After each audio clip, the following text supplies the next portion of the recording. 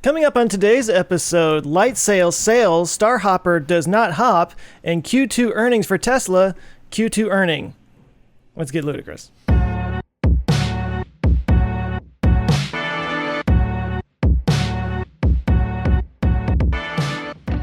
Hi, and welcome to Our Ludicrous Future. This is the podcast where we talk about all the fun future stuff that's happening today that's going to make tomorrow ludicrous.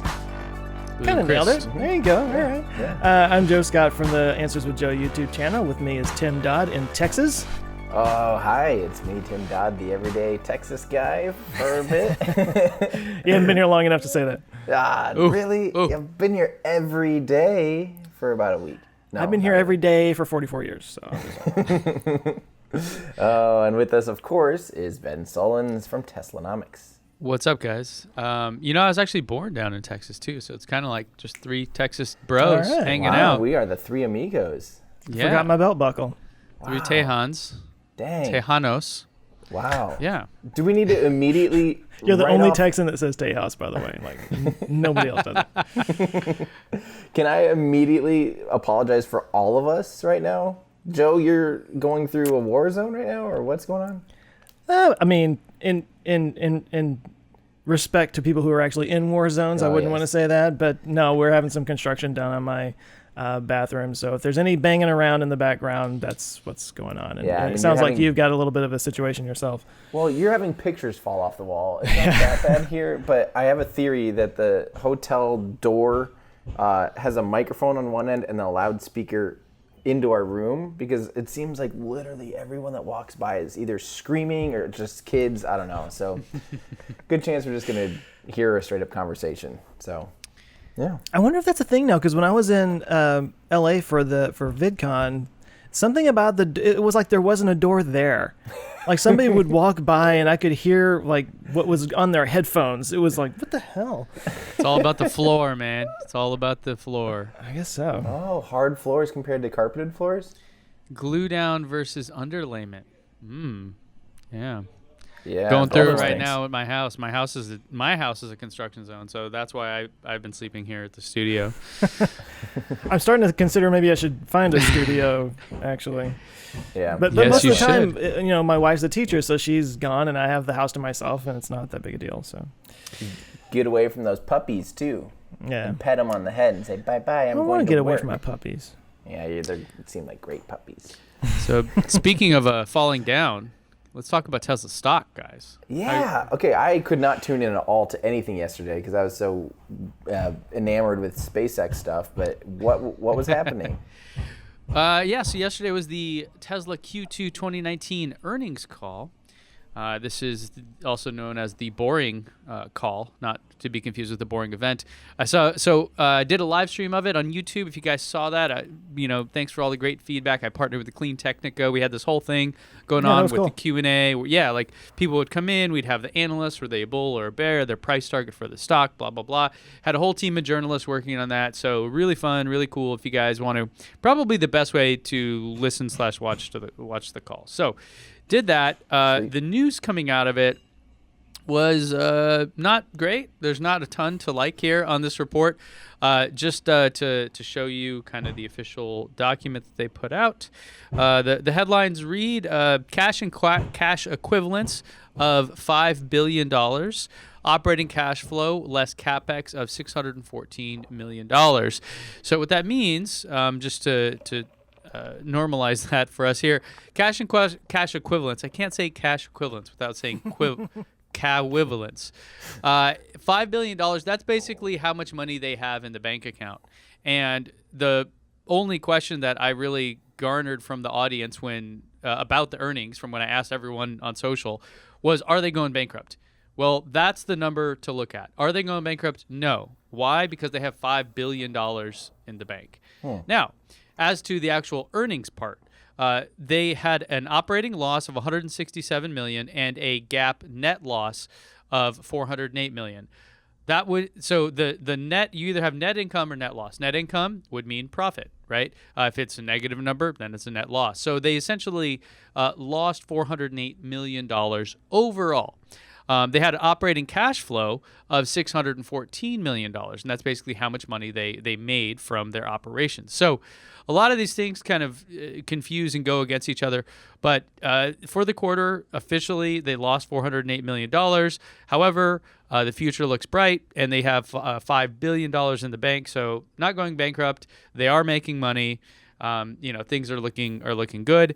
The Gigafactory in Shanghai should be launching by the end of 2019, which is way faster than anyone really imagined possible. And the Model Y they hope to have coming out by the fall of 2020. I saw some people say that it might be 2019. I don't know what those people were smoking, but nope, definitely a 2020 product. And the gross margin on autos was around 19%, which is pretty big deal, because that is essentially like when you think of a company, or one of the things I really look at is what we call per unit economics. So if you're making cars and selling cars, what is the margin on each car? Because then if you have a healthy margin there, then it opens up all the other things you want to do, R&D, a new factory, et cetera, et cetera.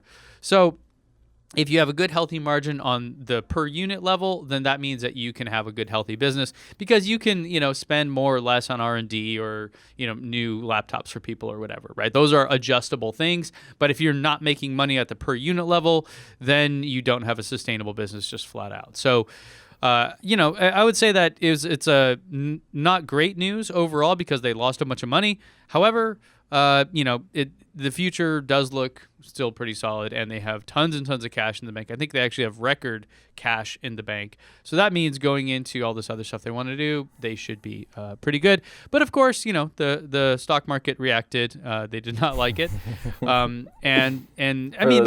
those of you just watching, it dropped 14% since yesterday. Yeah, which actually isn't that big of a drop. I thought it would be much, much larger. I mean, in fact, if you go back to November of 2018, the stock was at $350, and then in May of 2019, it was at $185. So 15% actually isn't that crazy.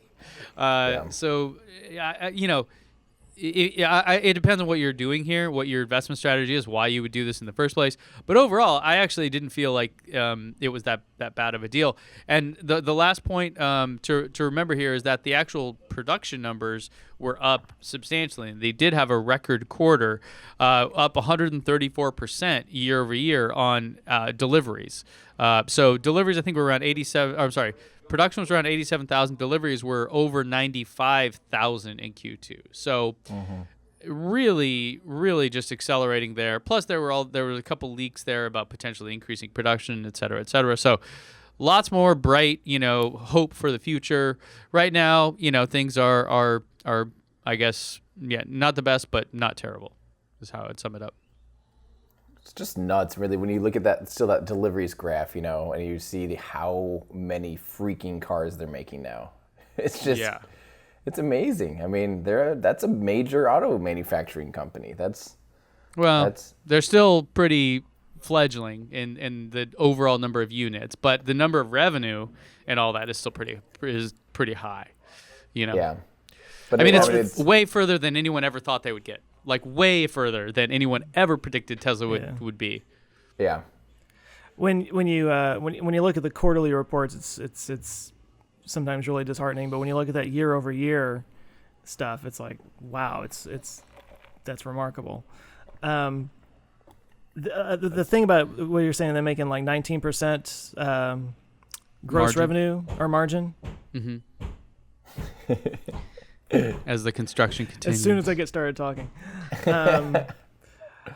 No, but like that's sort of the short thing is they're always saying like, oh, they're losing money on every car. It was like, no, they're actually making money on the cars, but they're spending money on the infrastructure and all the other stuff to kind of support the whole situation. It looks like to me. And I understand the frustration though when they have a record number of deliveries and still lose money. Mm-hmm. Like even I get like, oh come on, like what's going on? It sounds like there's something wrong there. Doesn't Amazon do that? I mean, doesn't Amazon produce a loss most of the time because they're continually just reinvesting in themselves? I mean, I am curious Right. about the Amazon thing. Like the Amazon is, no one bets that Amazon's going to go bankrupt, yet they never post a gain really. Right. Yeah. There was a sort of a famous example. I don't know how long ago, maybe a couple years back, where there was basically the same kind of sentiment where people were turning Amazon into a battleground kind of stock, where you had the bulls and the bears kind of fighting it out, and so Jeff Bezos kind of stopped a little bit of the investment strategy and just posted record profit after record profit, to where the shorts kind of just lost their lunch, and then went back to growth mode. So like the way I think of these kind of things is what phase is the company in? Like when you think about GM or Ford or these companies that have been around for 100 years, yeah, they're not exactly in a high growth phase anymore. So if you're an investor, a lot of times what you think about is this a growth stock or a value stock? Like, is this going to hold and maybe slightly increase my return over time? Or is this something where it's much more risky, but my return is going to be much higher? So, that's kind of the way to look at it. And if a company is actually posting profits, it's one of those things where you look at it and you go, okay, why aren't you growing? So as much as some investors or maybe just people in general want to think, oh, you should be posting a profit because you're a company and that's what you're supposed to do. Yeah, but it also means you're not growing as much as you could. Because you could just take all of that money and put it back into the business and grow. And my point about Tesla still being somewhat fledgling, I mean, just like the amount of cars that they're actually making and selling is like peanuts compared to the rest of the industry still. Right. They're making their media and the stock valuation, everything else is like way bigger. Like the impact they have on the world compared to what the physical amount of things they do is like 100 times bigger than Ford or anyone else. However, the actual number of cars they're putting on the road are pretty small. To your point about the profit there, they actually had a total gross profit of $921 million. So almost $1 billion in profit gross from the top level. Then you start to back out everything else, right? All the administrative stuff, all the SG&A, all the R&D, all the CapEx on new equipment for the Model Y and things like that. And you come Shanghai down factory and stuff, all that stuff, and I don't know if the Shanghai, I don't know if Shanghai, because they said that would be locally financed. I don't know if those numbers, but yeah, that kind of a thing. Yeah. Right. Also, I think there was $117 million in interest payments for debt that they had to pay back. So, like that's the big thing, right? Like, are you making money? Are you making a profit? Absolutely. They're making a ton of money and they're making a ton of profit. But they're also growing or trying to grow to become, on the order of like making and delivering millions of cars per year worldwide. And so to get there, they still have a big, long road ahead of them. And that's why a lot of this money, the profitability is just like, they want to get there. They want to be, cash flow neutral and all this stuff in the future. Honestly, I'm like, as long as you keep like being in the top 5 cars sold in the U.S. with an electric car, I think that should be the mission. Like, it should just be furthering this whole vision, not really worrying about pleasing investors. Like, I really would love if they could go private, honestly, because the whole thing that happens when you're a public company really sucks. And Tesla is the battleground stock of them all. Yeah. And they're definitely a company that's a long-term. Can you hear me? Yeah. I'm trying to mess with the volume because of the sound. It's easy to get wrapped up in the quarterly earnings, and I do it too. And it's like when they have a bad quarter, I do this whole like, well, it's really a long-term kind of thing. You don't want to look at the quarterlies, but then like when they do post a profit, it's like, yeah, I get all excited about it. So I'm full of crap, is what I'm saying. But I mean, really, it is a company that's like, you can't look at it from a quarterly basis. It's something that's years out where all this is going to pay off. Yeah. In my opinion. And remind me now, it was showing like 19% profit on the vehicles. Mm-hmm. Do we have any estimate on like what a normal, like a traditional car company makes profit on their vehicles? Yeah, I'm not quite sure. I didn't see that stat in here. And no, I don't know it off the top of my head. But the point is that they at the per unit level they're doing fine. They need to grow, so they're going to spend a ton of money. They have taken on a lot of debt previously. So like in fact, at the end of Q1, they had one of their lowest cash flow balances, like in the bank account, because they had to pay almost $1 billion to these convertible bonds.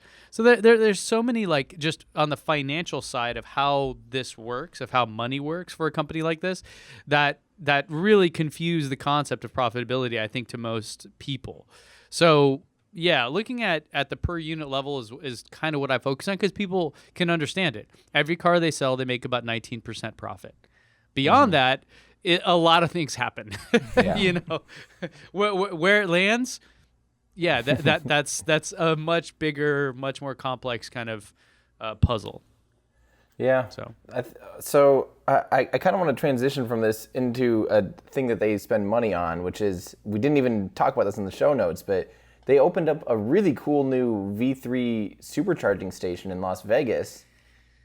And that's definitely one of those things that they're clearly investing. I mean, that's a big part of their master plan, part of their big game plan is having obviously a pretty significant charging route. And I didn't talk about this. I drove down here from Iowa down to the very southern tip of Texas, well over 1,000 miles. It's, I think, like 1,200 or something, so like 1,600 plus kilometers, a really long way away. And honestly, guys, they sped up version 2 supercharger so much it's almost inconvenient now.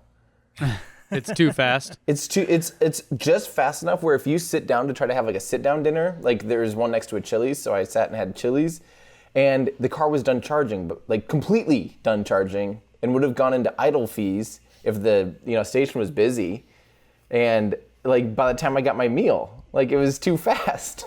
and you're asking the waiters, like, can I go move my car and come back? Yeah, I'm not running. It is actually a thing now. So I can't imagine version V3 supercharging will be like actually bonkers. And you probably won't even get out of your car. You might just have time to go pee and come back and pretty much be ready to go. But yeah, that's one of their big things, obviously. I've got a funny story about that, and if you guys are just listening, there's a video of this that you can check out on YouTube that we're sharing here. You can just go search for Tesla V3 charging Las Vegas, or V3 Vega, as Ben types it. What? Is that what I typed? Yeah, Tesla V3 Vega. You definitely have to type in Vega. Always, everyone's got to be a critic or something. Yeah, it's French. Okay. No. It'd be AOU or AUX. Anyway. My buddy Dan just went there because he lives in southern Utah, and the closest like anything for him is Vegas. It's about 2 hours away from his house, and so he went there actually to charge to the new V3 supercharger, and he has a couple Model X's, and they're not V3, right? The Model 3 is the only one with V3 charging. Mm-hmm. And he's like, it was such an inconvenient place to get to. And it's just as fast as a V2 supercharger for him, which they have sped up as well. But he's like, for him, it's completely pointless. Right. So unless you have a Model 3 with V3 supercharging, which I think they all do, you shouldn't go there. So if you have a Model S or X, do not go to the V3 supercharger in Las Vegas. Go to the regular. I think there's 2 or 3 other ones nearby. Go to one of those. And also, if you have a Model 3 and you have V3 supercharging, don't go clog up the other superchargers. Go to the V3 one, right? So you almost have this like separation now because it just doesn't make any sense. There's like a code to get in. It's in between. It's like the worst place to actually go. Really? What he was saying, like there's construction everywhere, and it is like a nightmare to get in there. Like it's an additional like 5 miles of driving, and the Tesla navigation won't even take you to it correctly. Like you have to go back around the Cosmopolitan, and you know how Vegas is. Everything in Vegas, like you're like, oh, it's just a building right there. Let me just drive around it. Oh, 20 minutes later, you're like, oh crap, where am I? So anyways, yeah. Oh, but we should mention that this is one of, not maybe the first, but it is definitely a cool one where it has solar panels and battery packs to help offset some of the charging, which I just think is awesome. Yeah, that makes total sense. I think Kettleman City is like that, and I think that might be one of the largest. It has like a cafe in it and stuff. Yeah, that's super Someone cool. was like, "Yeah, you should go up there and check it out." I'm like, "I'm not gonna drive 5 hours just to get a cup of coffee." Are you crazy? Like, doesn't make sense. If I'm driving through, funny. sure. Right, absolutely. Well, Can I ask something real quick? So, I don't do a lot of road trips. I've only used superchargers really a handful of times considering I've had it for a year now. But okay, so the first time I drove down to Austin, I stopped at the one in Waco, which is near the Collins Street Bakery. So there's coffee and there's food and all that kind of stuff. But it was full. So I just kind of pulled up at a parking spot that was like nearby and just kind of sat there and waited. And then I noticed cars were like lining up over on the side. And then when one of the cars drove away, I kind of like went in and I parked there and I started getting all these dirty looks from people that were like lined up.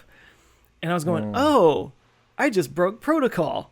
Yeah. There's a whole unwritten rule here that I didn't know about, that you're supposed to sit in a line over there. I didn't know that. I was just like, okay, well, I guess I'll just park in a parking spot and wait until somebody leaves.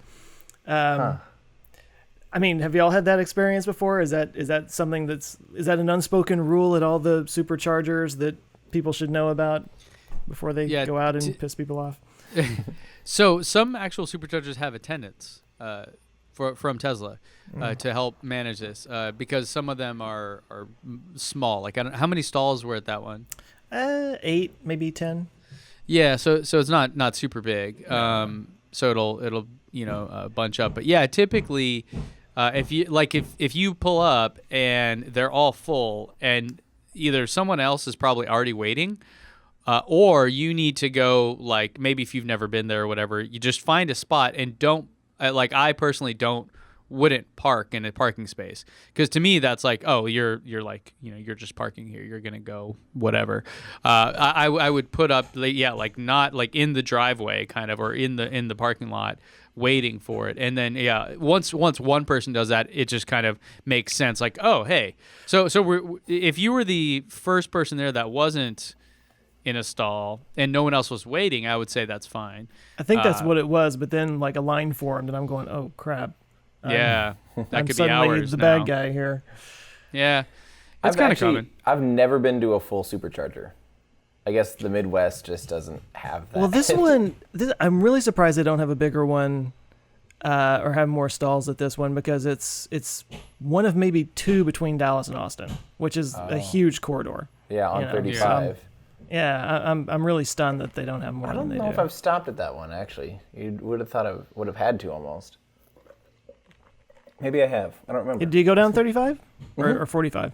Right down 35. Yeah, okay. I go right through Waco. It has the blue bridges at night. Yeah. Is that Waco? Yeah. Those are cool. It's at Baylor, yeah. I'm easy to entertain, though. I'm like, look at how cool these bridges are. They're blue. Well, maybe Silos. eventually they'll actually finish I-35, all the construction on it. They've only been working on it for 20 years. Oh, and we should mention Ben is scrolling around randomly on the supercharger map. They did update a few. They added a few planned locations now. Did you guys know I about have that? stopped at that one that you got highlighted there. By the Italy? way, in Texas, it's not Italy, it's Italy. No, That's how my seriously, it's pronounced Italy. If you go there, that's how they pronounce it. Huh. That's how my grandma says it, and she's from Sicily, so maybe it's not a. But those are the only 2 between Austin and Dallas. Wow. That's a it's bigger actually stretch than I realized. and that's like a fair drive, right? Yeah. Like, what is it like? Oh, you definitely need to, yeah. I I mean, you could probably make it all the way down there. So like my in-laws live in Georgetown, which is just north of Austin.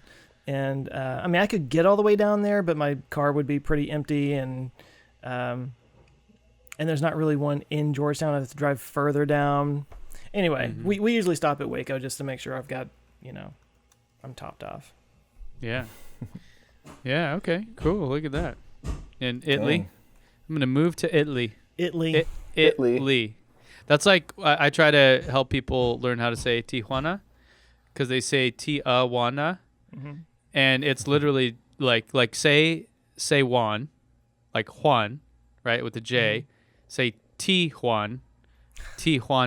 There you go, Tijuana. It's not Tijuana. By the way, there's a new supercharger in Ensenada, which is... Yeah, you did a video on that, didn't you? Yeah, it's funny. We just went down to Mexico. Drove down right through this area, right here, Ruta del Vino, the road to wine, and this wasn't there, and now it is. So like this whole thing about you got to stay at a place with the chargers. Like you could actually go down, have some fish tacos in Ensenada, which are always fantastic. Hit up the supercharger and head back. There you go. There you go. Why don't you just?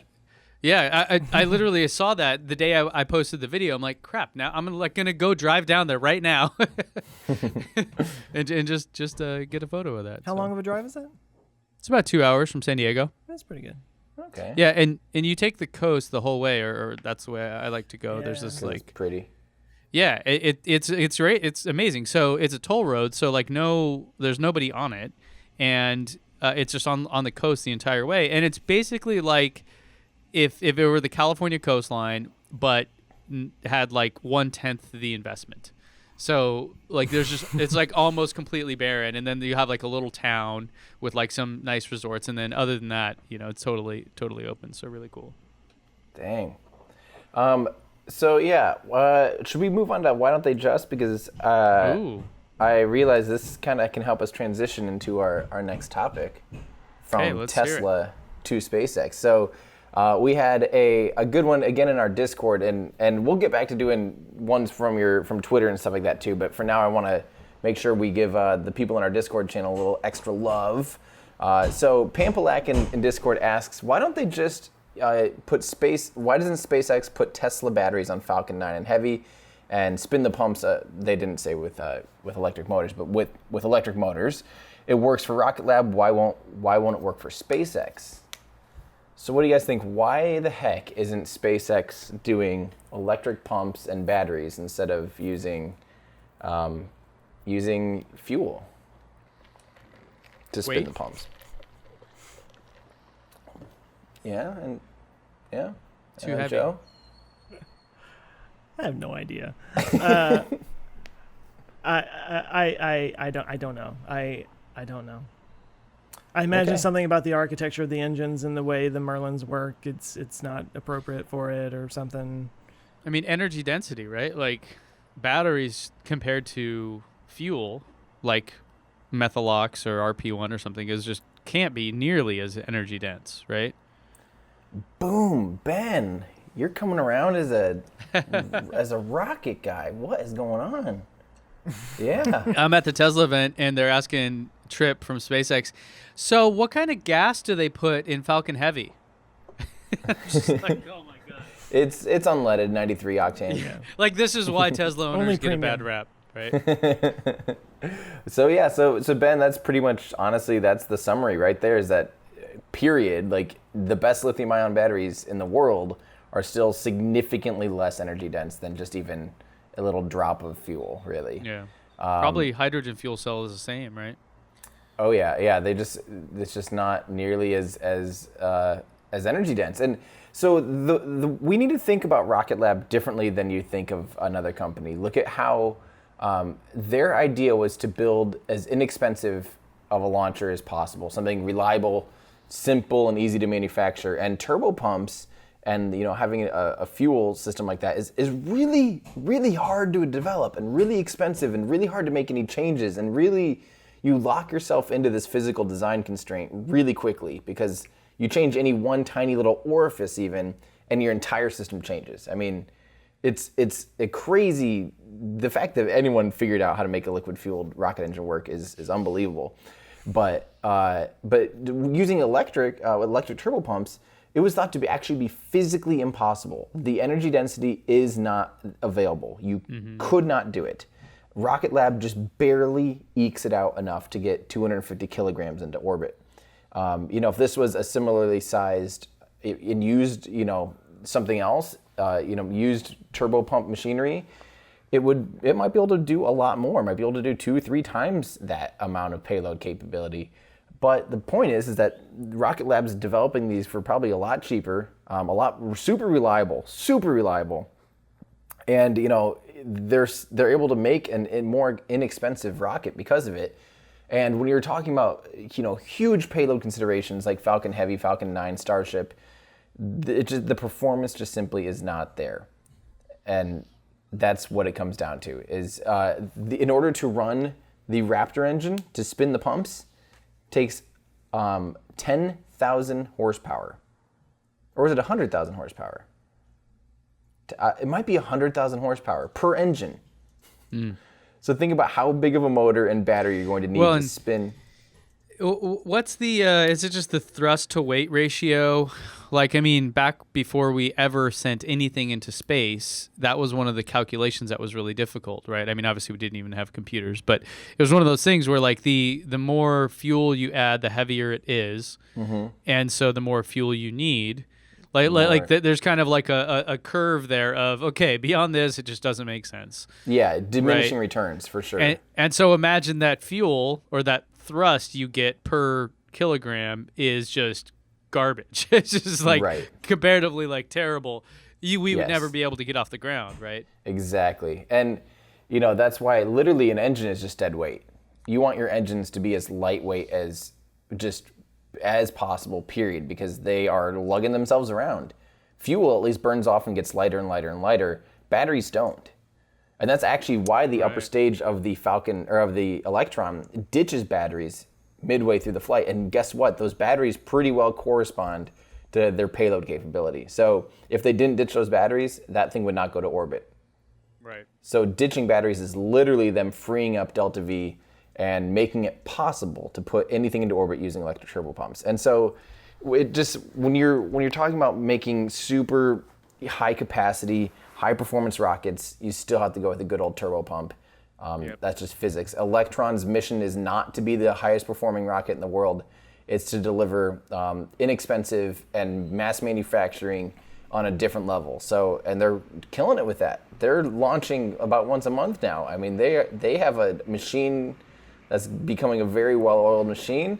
And the big thing is people always compare dollar per kilogram. That's not always a thing, because what if you only have a 200 kilogram satellite? What, are you supposed to hire a $60 million Falcon 9? In that case, of course, an Electron is significantly cheaper and probably readily available and can get your mission flying ASAP. So it just all depends on like the mission parameters and the needs of the customer. So yeah, that's not to say like that the electric turbopumps aren't awesome and that Electron's wrong or anything. That's just the way they did it, the way they made a business case for the rocket. Right? Yeah. So speaking of incredibly powerful rocket engines, what else is going on there, Tim?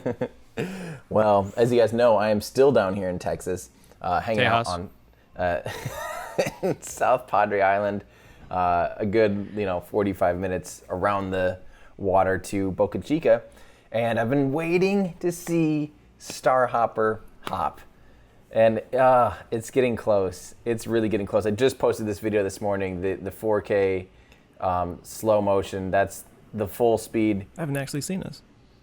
It is such a shame that it's like yesterday it attempted to hop at the most beautiful time of night. It was like 7:30 at night Central, about an hour before sunset, and it was just the most beautiful lighting.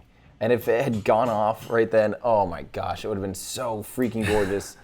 So, and this is, when we go out here, the road closes at like 2, so we have to sit there for hours and hours and hours in the Texas heat, and just where there's like no cell phone service really. The only reason I can get my live stream going, I don't really have much downlink, like I can't download things.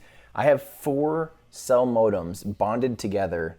So I have literally 4 SIM cards, 4 cell modems, and they're bonded together to make a single uplink that's capable of video data. Is that live link thing that I mentioned? Did you buy that thing? Live View. Yep, I've been running Live View. I ran it for the Falcon Heavy Arabsat mission.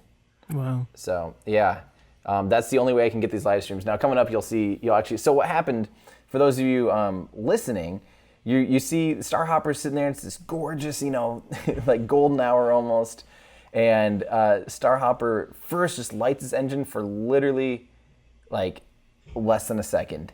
And then it stops. And then immediately after it lights the engine, you see huge Boring Company, not a flamethrowers, going crazy on the top of it. And just this massive flame venting. And so here's the slow-mo. This is 120 frames a second, so 4 times slow-mo in 4K. so glorious. So if it goes off and it's this time of day again today, because they're attempting for it again today, it'll be so spectacular. But so what happened is apparently the engine, the Raptor engine, which we've been talking about forever now, it's still a little bit temperamental, and it's to the point where the fuel was too cold for it, so it actually had too high of chamber pressure, and the engine shut down. Is that what happened? That's what happened.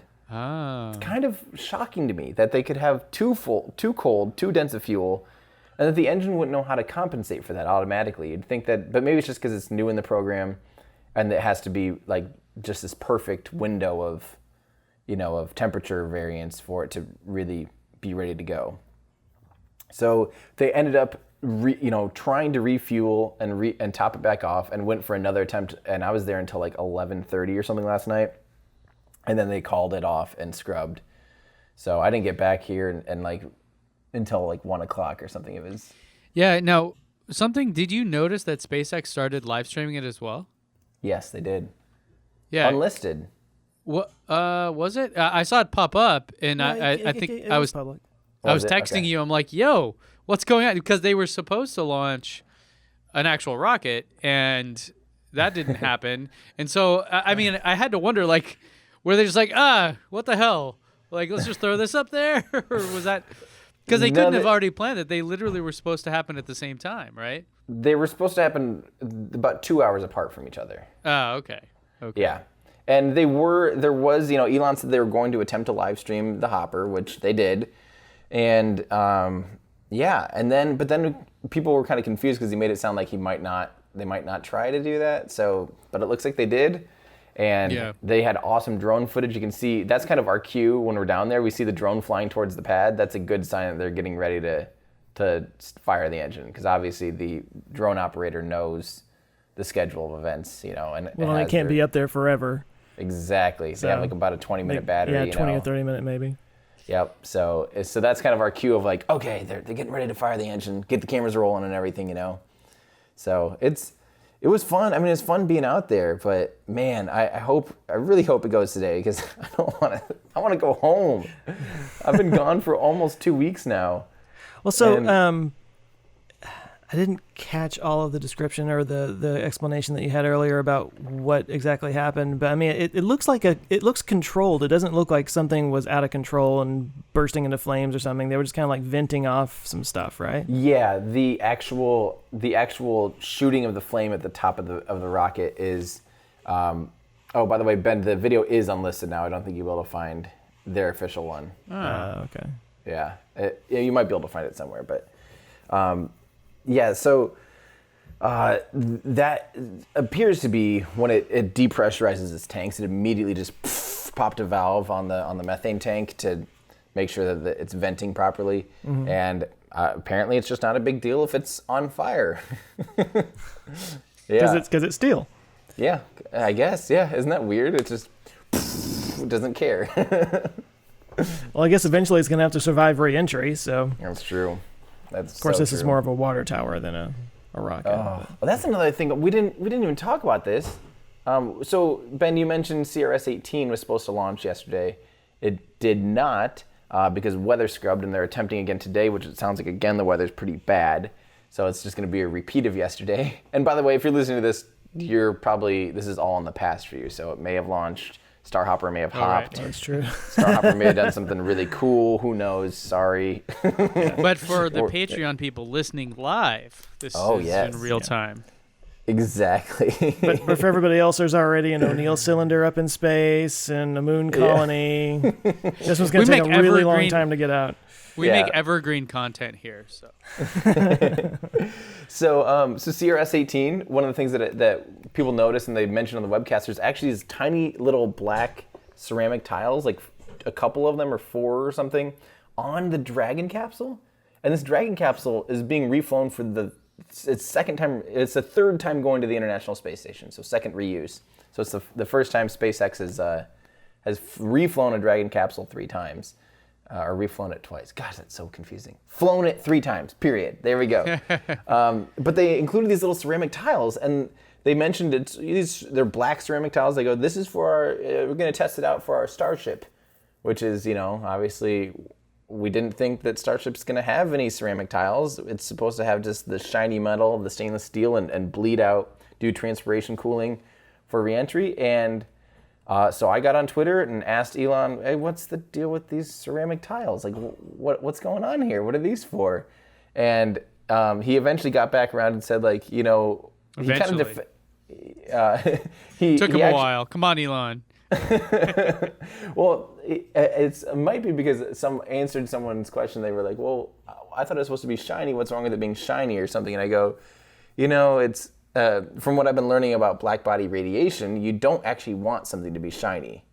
And that's not really how that works. And that's why the space shuttle had, black ceramic tiles, because it radiates heat quickly and shiny does not.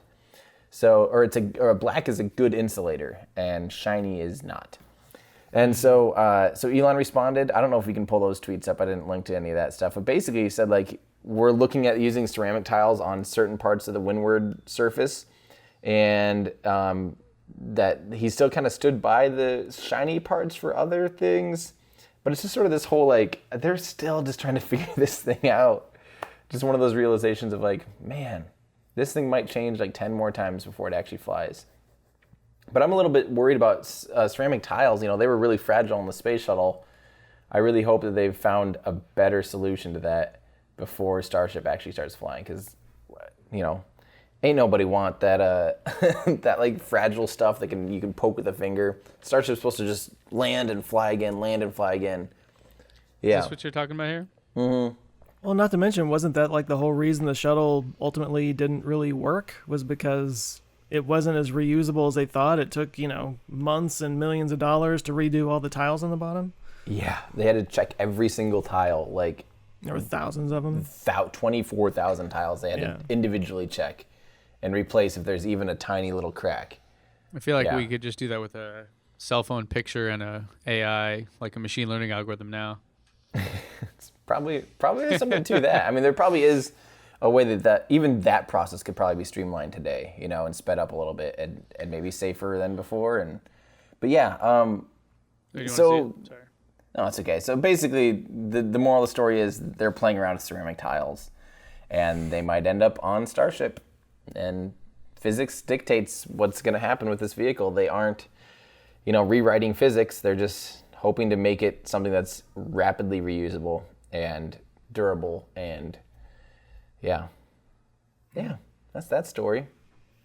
I was really curious about the whole. I'm sure there's a technical word for it, so I'm gonna just murder this. But like the skin with the holes in it that was gonna like leak fuel through. Mm-hmm. The perforated thing. The perforated surface, like transpirational cooling. That thing. That's what I was saying. But no, like I've never, like when they first started talking about that, I was like, I've never heard of this before, but it kind of makes sense. It's like I'm so just brain farting all over these science terms now, but the thing where like you drip water on a super hot skillet and it kind of just floats on top. Yeah. There's a word, and I'm gonna do this thing instead.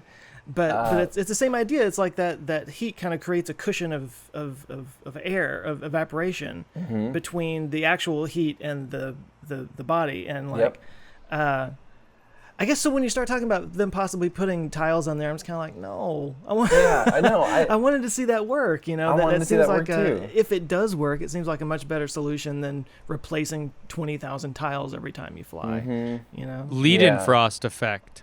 Thank you. Hey, yes, that thing. There we go. Yeah, I know. I'm with you, Joe. I'm totally with you. I really wanted to see it bleeding methane and having this huge trail of fire behind it as it re-enters.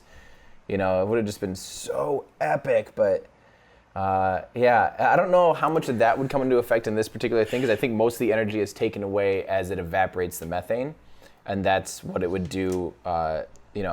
It will take it from a liquid into a gas really quickly and take heat away with it. Mm-hmm. I think that's mostly the effect, and create probably some kind of boundary, some kind of layer of insulation too. But ceramic tiles would be, in my opinion, a little bit of a step backwards. But Who knows? Who knows? We'll see. There's still a long way to go here. A long way to go. And I mean, even things like they just decided that, or Elon mentioned they're probably going to have like 37 engines now on the super heavy booster. Thought it was 41.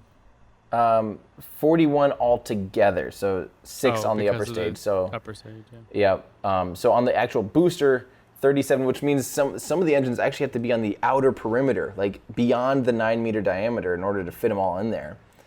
And I wonder if some of that is because they're just going to simply have to keep adding more engines and more fuel to make up for some of these inefficiencies. Like maybe ceramic tiles are going to have to be on there and they're going to be a little heavier. And sounds like a little Tim Dodd Kerbal Space Program approach. It literally does. Yeah, I mean, and that's kind of what this is, though. The whole thing, the whole program is test it, go with whatever. Like, it's such a fluid design. They're not locked into anything at all. And it's a very Soviet Union era approach to things. Back in the day, they'd just test stuff and, build it, test it, break it, test again, build it, repeat 100 times and let your designs change based on how the tests go. And that's literally what Starship is. Yeah. So speaking of things that's why they use pencils and not $1 million pressurized pens. By the way, that story is a bit of total BS. It's total BS. Actually, I love refuting that when people say that. Because it's just so Mark Rover's smarmy. video on it. The government does a thing and it's stupid NASA. It's like, no.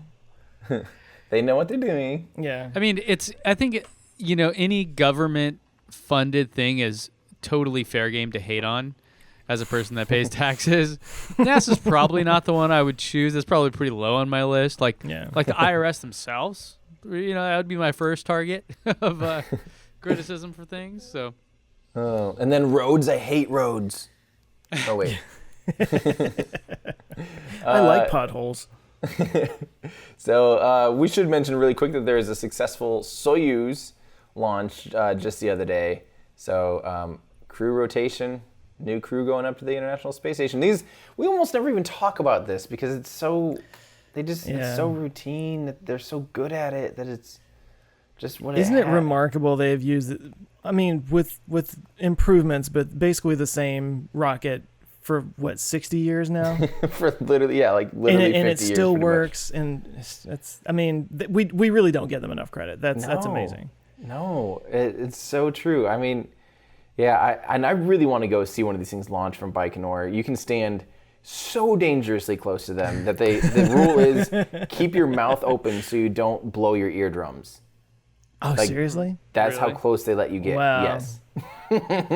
I've seen videos of people that are. I measured it on Google Maps. I think it's like 1,000 feet, which is like that's nothing. That's 3 football fields away from a rocket taking off, a massive rocket. Well, look at how close this photographer is. Jeez. Well, Ben, he's like crouching down. Hey, go up a little bit, Ben. The picture that you showed, one below this, one below the vertical one, right here.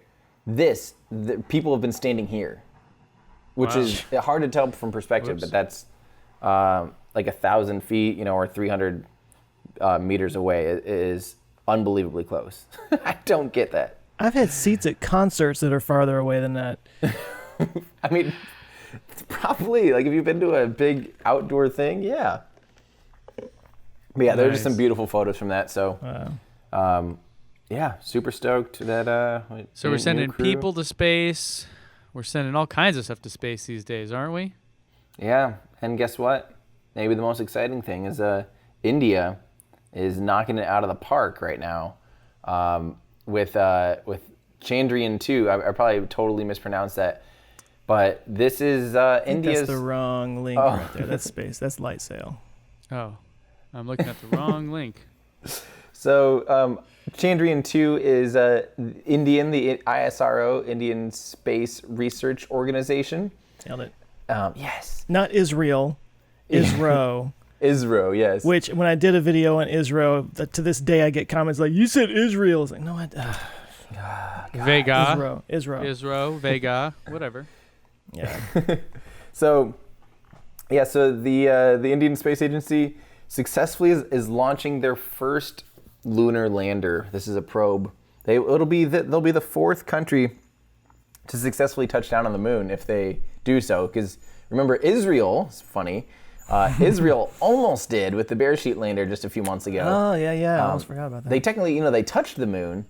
Yeah, I think another. They Yes, did they land, technically. They touched the moon, just very hard. Yeah. What's like rapid disassembly or unplanned? Rapid unscheduled disassembly. Yep. And if I think about it, I think someone else has done like an impactor like that, like Japan or something has done something similar. So, but as far as landing on the moon, only 3 countries have actually done that so far, and India is. I mean, so far everything's looking great for this mission. And let me tell you a little bit about this real quick. This is Chandrayaan 2. This launches on top of their GSLV Mark 3. What was it called? Yeah, Mark 3, which is a geostationary satellite launch vehicle. And this is their heaviest, most powerful rocket. It's kind of like, it almost looks like a little Ariane 5. And it's similar, at least in architecture. But one of the things that's really interesting about this rocket is it lights its SRBs on the side, 2 big solid SRBs on the side of the vehicle. It launches those first, and the center core doesn't fire at all for the first 2 minutes of flight. Mm-hmm. So then once they ditch the basically in flight, they'll light up that center core, ditch the side boosters, and the center core kind of just coasted that whole time, which is unique, because normally if an engine is has sight to the ground, a line of sight, normally they're firing because you can kind of get an additional boost from them and all that stuff. But this is kind of a different thing. These solid rocket boosters huck this center stage and get it going it also pretty seems darn like quick. wouldn't they want that to start firing on the ground instead of just hoping it starts firing once they're several kilometers in the air? Maybe it works, but I mean, no, it clearly is works. So it does seem like that's the general notion for those types of launch vehicles, but they do things a little differently. And this vehicle's actually been super reliable. And I don't remember how many times it's launched. It's not very many, because I'm starting to do a little bit of research on the whole ISRO everything. But the cool thing about this rocket is it does use a cryogenic upper stage, so it uses liquid hydrogen upper stage, which that's really advanced, and they have, they're killing it. So this lunar lander, there's going to be a lunar orbiter and a lunar lander, and the lunar lander even has this little tiny remote control car that's gonna drive around on the moon. And they don't know for sure if this is going to last throughout solar night. It's intended to basically do a 14-day mission during lunar day. So it'll take, I think, 60 days basically to get there. So it won't land until September. And the actual spacecraft itself is almost 4 tons, so about 8,500 pounds. And it's impressive. So good luck, ISRO. This is a huge flagship mission. And I had to look it up real quick. I'm sorry not to interrupt, but this is Chandrayaan 2. They did have a Chandrayaan 1, which had a lunar orbiter and an impactor. So they didn't land, but they did an impactor. Cool. What's also really cool about this one is that I think it's going to be the first one to land on the southern pole. Oh, that's right. Yeah, this is actually the first landing at the pole, and it's got a little rover on it too. So it's gonna rove around. So Yep.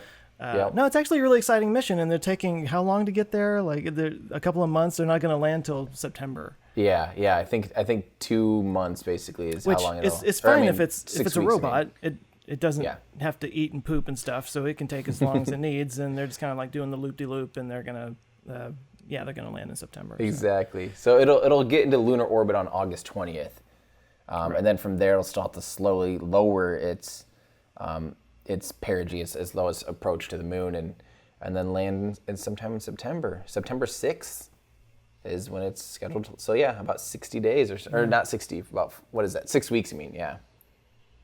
Pretty crazy though. No, it's super exciting. It is. I'm excited for them. It is really exciting, and I hope that they land. I watched the Beresheet lander right around Falcon Heavy Arabsat mission. Was glued to the phone watching that one, and it was a big shame that didn't end up successfully touching down. But hopefully India has better luck. It seems like this is a smooth mission so far. Well, Bearsheet was also a private thing, wasn't it? It was. So that was an extra Google Prize or thing it would've something? been X Prize? Yeah, the Lunar X Prize. Would have been. I mean, Would've been. it was made for that, but unfortunately that prize had expired by the time it launched. Oh. So, Yeah, that's true. Yeah, I forgot about that. Yep, boo, which is just They did it a shame. anyway. But they did it anyway, of course. And it was darn close, too. They learned a lot, I hope. So, yeah. Well, this might be a place to transition to talk about something else. Is sort of like a private thing in space that.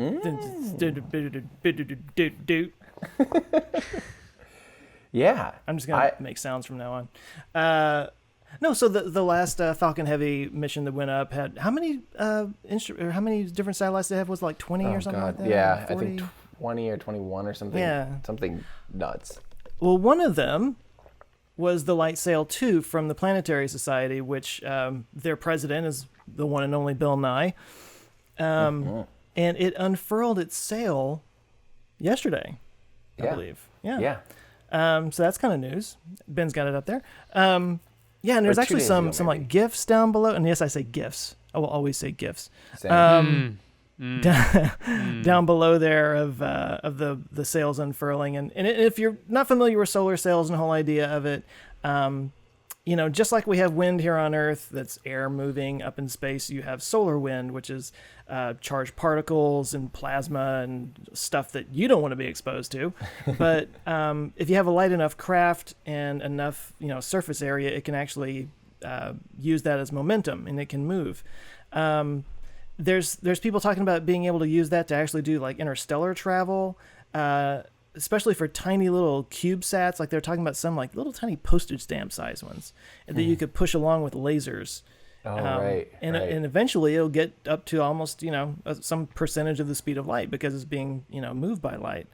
But the bigger solar sails, it's not just that you could possibly use that to travel long distances, but you can actually use it to move around in orbit just by tacking with the solar wind, just like a sailboat does. So you can move it and catch the wind and then adjust and raise to a higher orbit or whatever. So it's still experimental technology, and that's what this is. It's a big experiment that the Planetary Society put up, and I mean, so far so good. It opened up, and I guess we'll see whether it actually is able to function the way it's supposed to and everything. What's the purpose of this satellite? Just to test this theory, okay. this technology of being able to actually use the sunlight to move around in space. And they launched Lightsail 1 a handful of years ago. Yeah. I'm going to look it up when that was, but it launched on May 20, 2015. Yeah, and that was a lot smaller. Lightsail 2, I think, is a lot bigger. Yeah, I could probably find some specs on that. But, I mean, here on the Planetary Society blog, they posted about yesterday, and it says, it marks a major milestone for the Lightsail 2 mission, aims to demonstrate solar sailing as a viable method of propulsion for CubeSats.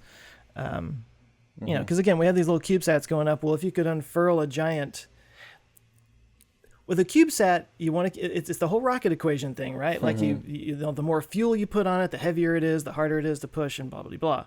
Well, a light sail, you don't need an engine, you don't need fuel. You just unfurl a sail and use that to just position it wherever you want it to go. And for all these little tiny CubeSats that are out there, that's really convenient. Plus, they have lower mass, so it's easier to move around. But yeah, I mean, there's a quote here. It says, yesterday we successfully set sail on beams of sunlight, says Bill Nye. Doesn't that sound like Bill Nye? Doesn't that sound like something Bill Nye would say? Yesterday we successfully set sail on beams of sunlight.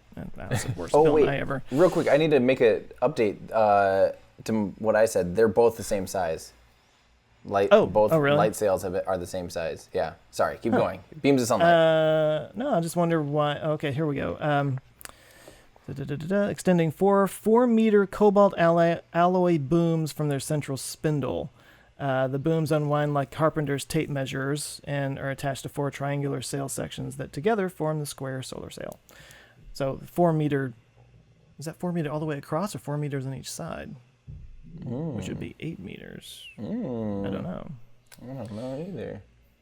Huh. I can math. But no, it's cool to see this go up. Having it open up is a milestone, just because.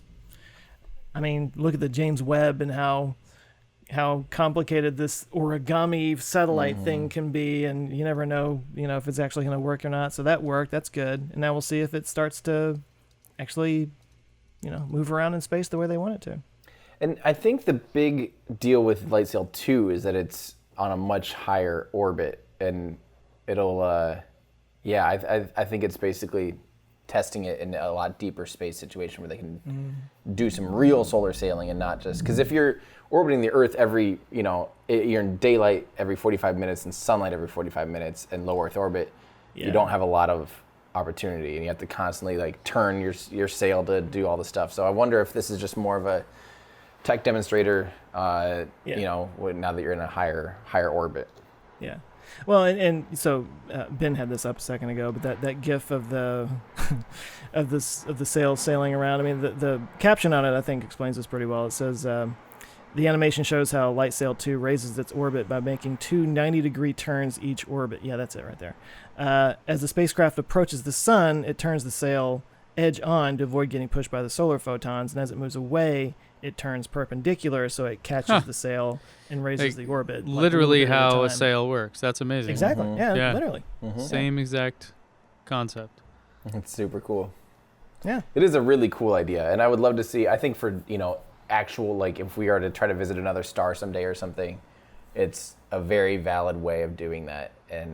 But it's just so, the scale thing, I think for around our solar system, it doesn't necessarily make a lot of sense, because especially as you get further away from the sun, it's square inverse law. So you get twice as far away, you get 1/4 the amount of energy. So unless you're focusing a laser beam at it, like you were talking about, Joe, then deep space travel doesn't necessarily make sense. But if you can do a laser beam thing and shoot it at it, that could definitely make sense. Or getting closer to the sun, because there is a way I think where you can lower your orbit, and I need to figure out how. But I think you can lower your orbit, get closer to the sun. How would you get closer to the sun? If you're in an if you're in an orbit and you got momentum going in this direction, and then you're able to tack with the sail to slow your orbit, wouldn't you then fall toward the sun? Wouldn't you lower? Yeah, I think so. I remember a certain astronaut friend telling me about it's harder to go towards the sun than away from the sun. Yeah. Mm-hmm. Well, not necessarily harder to go towards the sun, but it takes more energy to actually it does take more energy to hit the sun than it does to leave the sun's sphere of influence. By quite a bit, I think. That makes no sense, but I mean, no, none of it does. It's really not common sense, but yeah, it's super weird. Now, here's what I wonder. You're just talking about the whole interstellar, getting the further away from the sun, the inverse square law and all that.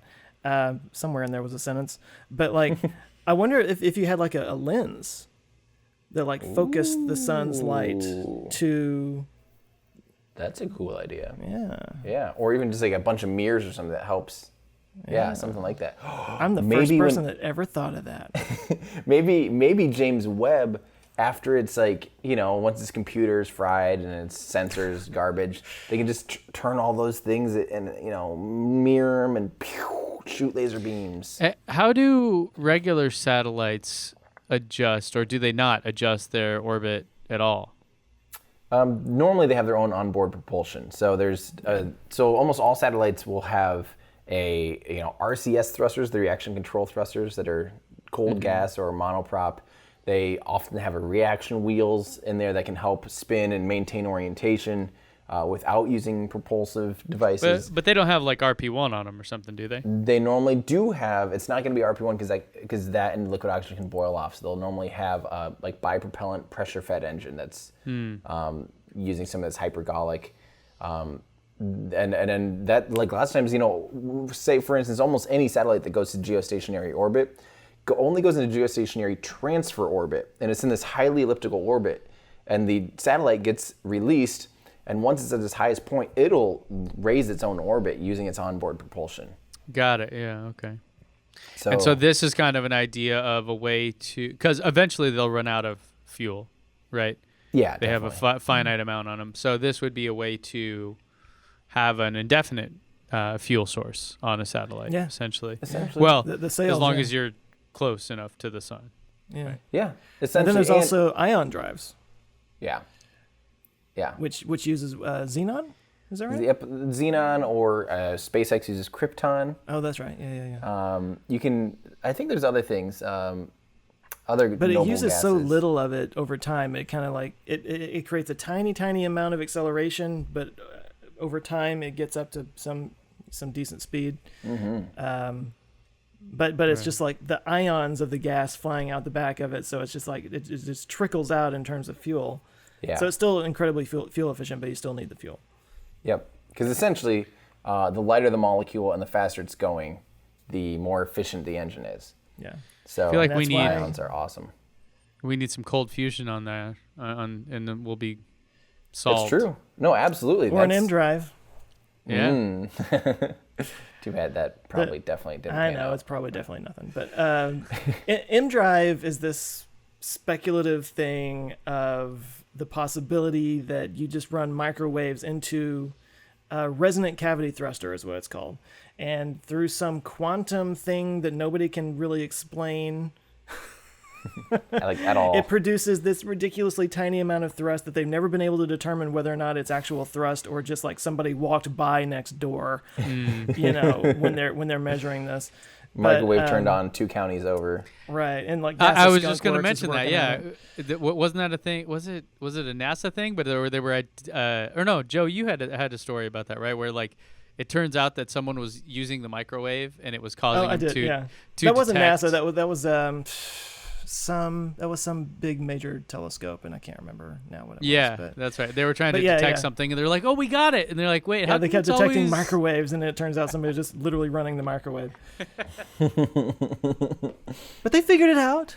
They figured it out. They figured it What out. what about gravitational waves? Could we somehow harness that and get free energy and just go forever?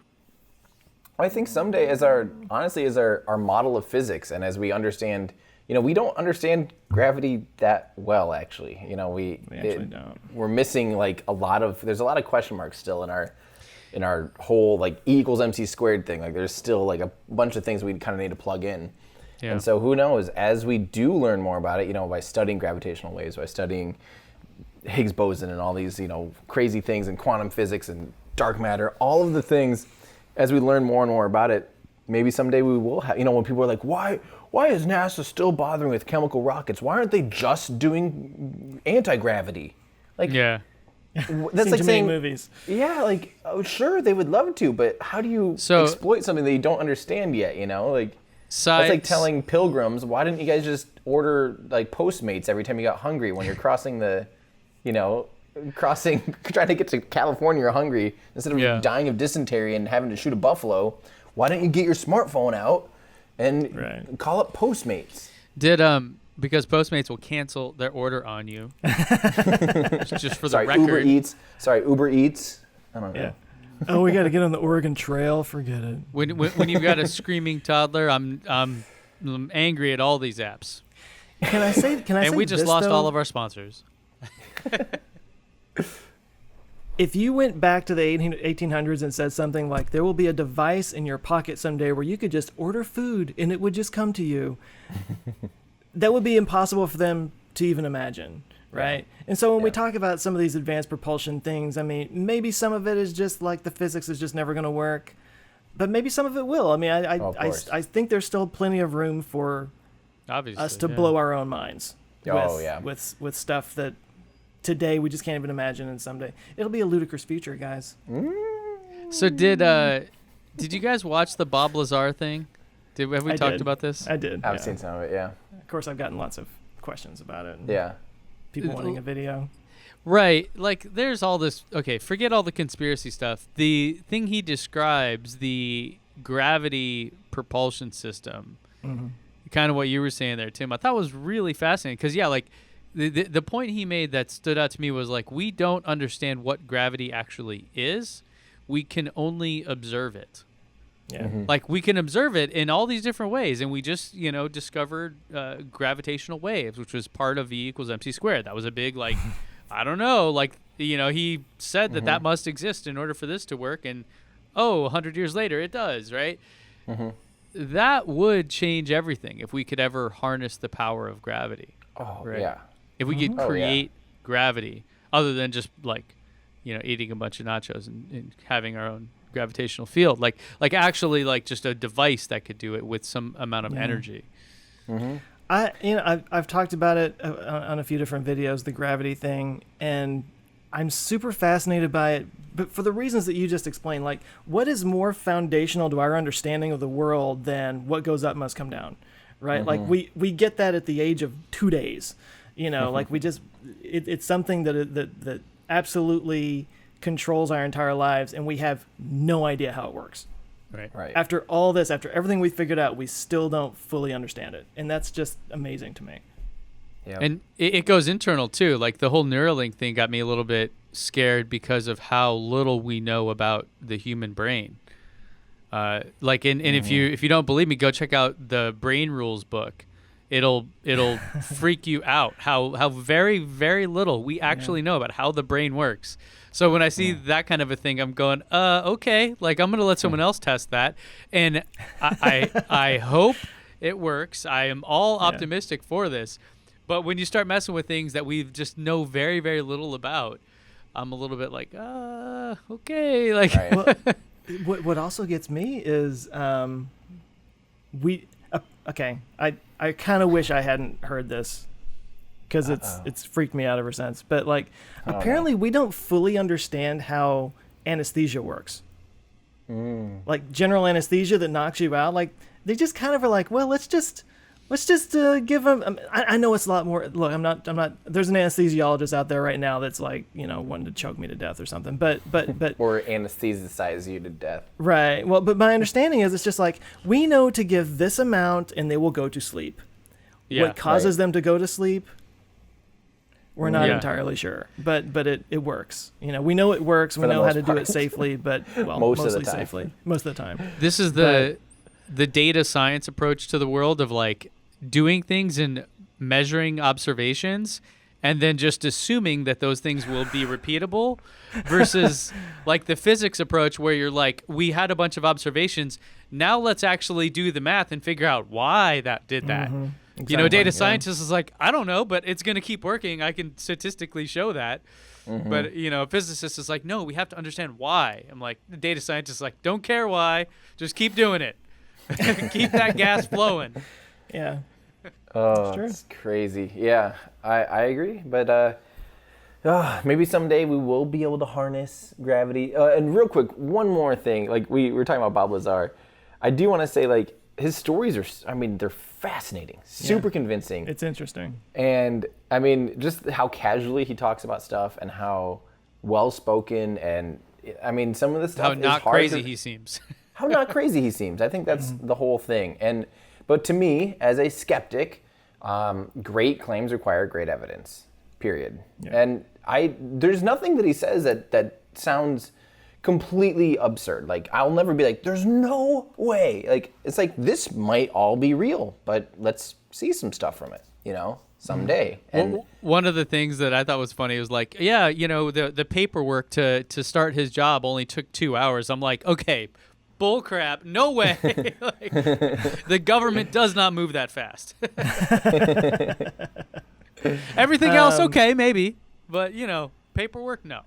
Yeah, Tim, I'm totally with you, because like I remember way back when I was a kid and the whole Bob Lazar thing was going on. I was so into UFOs back when I was a kid and all that stuff. I was so into it, and so when this documentary came out, I'm like, oh yeah, Bob Lazar, I forgot about that guy, and I find it interesting. It's definitely compelling. I don't take it too seriously.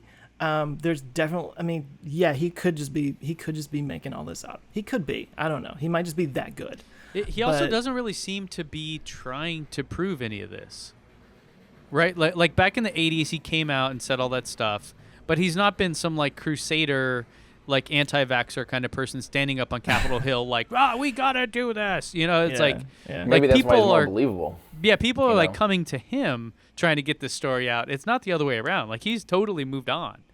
Yeah, or trying to. Yeah, it's that to me is like, oh, that's more interesting of it, What I did think was interesting there was lots of interesting stuff in that documentary. It's on Netflix if anybody wants to go check it out. But no, he was talking about like that classic flying saucer shape, right? Like he was saying that's actually what they had at Area 51 or whatever. But he was talking about its gravitational system that you were talking about there. Yeah. It didn't fly horizontally like you always see in the movies. It actually would fly this way, with like its the bottom belly end forward. Yeah. With like that was its propulsion mechanism or whatever, and that I was kind of like, oh, it's just like an interesting little detail. It's like, why would somebody how would you even come up with that? Like, why would you think that it would fly that way? The analogy he used I thought was good. He said, imagine you have a bowling ball sitting on a mattress, and you push your fist down, just maybe 6 or a foot away from it. The bowling ball is going to roll towards where you just created that divot in the mattress. Yeah. And so that was what he said that was the idea. So, manipulating gravity in front of it to pull forward. Right. You're not actually propulsing. You're not actually, like, in terms of propulsion, in terms of how we know of it, it's not, it's completely different, right? It just doesn't.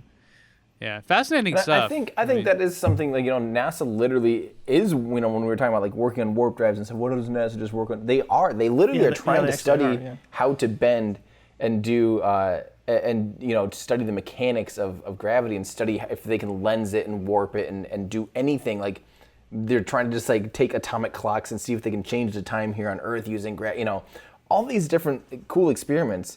And if something like this exists or whatever, I mean, you'd think that it'd be so, I don't know. I don't know why they would hide it to be, unless it's just like, hey, if we crack the code here and figure this stuff out, we'll be the superpower forever and ever and ever, because we will have. That's the big conspiracy side of it, is where you ask, why wouldn't they? Well, that's when you get into all these, everyone has an opinion or whatever about that. I just thought like the technical side. Now, I'll put out my 2 cents. I was not a fan of the documentary on Netflix.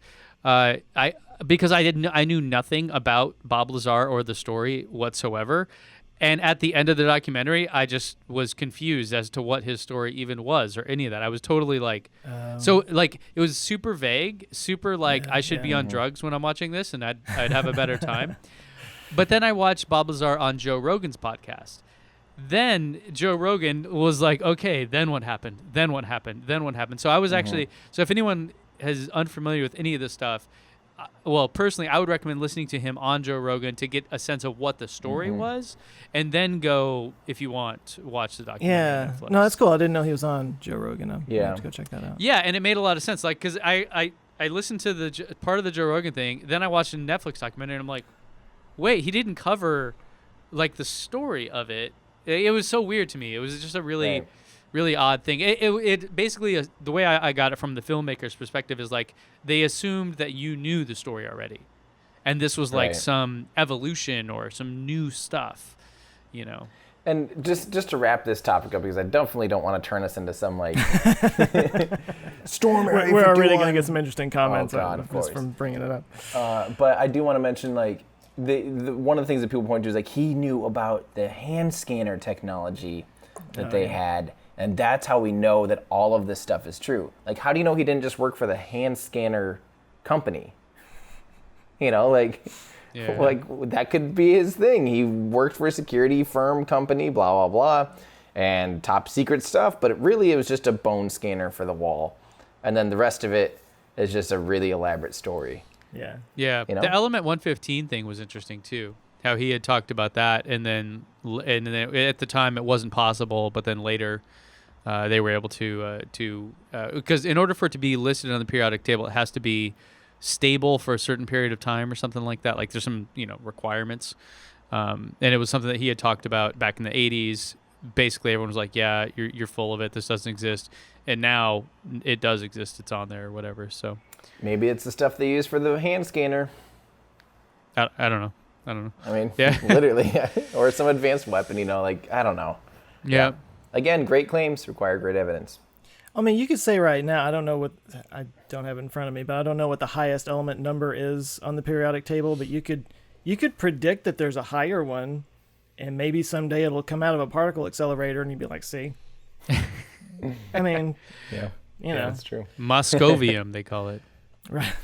Well, so hey, really quickly, I got corrected in Discord, and I wanna put that out there. So Captain Kurt, which still cracks me up, he says, I will have to have you talk with my clinical pharmacist wife to teach you about the meds used in surgery. They do have a pretty good idea of the mechanisms used in anesthesia. So I don't remember where I saw that. This is the danger of talking. Sometimes you just say, "Hey, I heard a thing," and then you put it out there. But and then if I was incorrect about that, it's very possible. And it's just a National Enquirer headline. Yeah. I saw it on the Weekly World News, so it must be true. I saw this painting of Jesus knocking on the UN building. You know. Yeah.